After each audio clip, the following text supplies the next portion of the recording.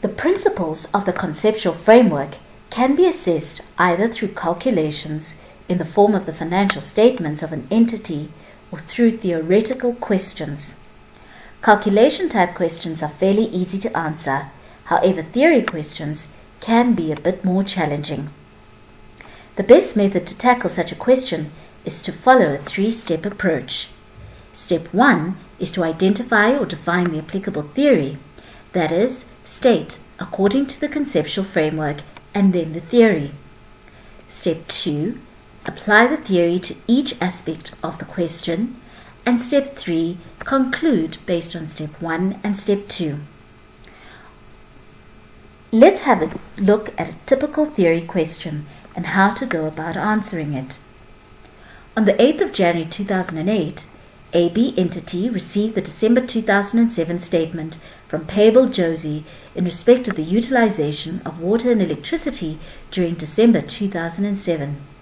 The statement reflects an amount of 27,500 Rand, which is payable on or before the 24th of January 2008.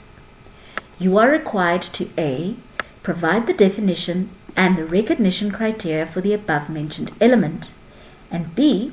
With reference to the definition of the elements as provided by you in A above, motivate if the above can be recognized in the financial statements.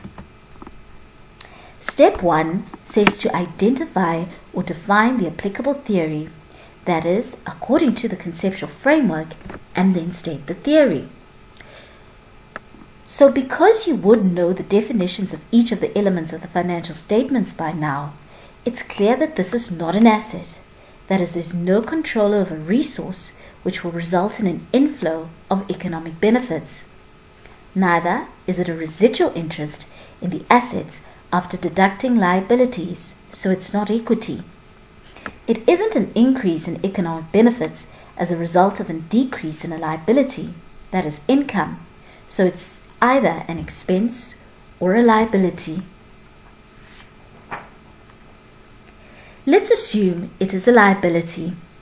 In answering Part A of the required, we would define a liability as a present obligation of the entity arising from past events from which the settlement will result in an outflow of resources embodying economic benefits. However, we still have to answer Part 2 of Part A, which is to provide the recognition criteria for the above-mentioned element. The recognition criteria for a liability are that it's probable that future economic benefits will flow from AB entity to settle the liability, and the amount of the liability can be measured reliably.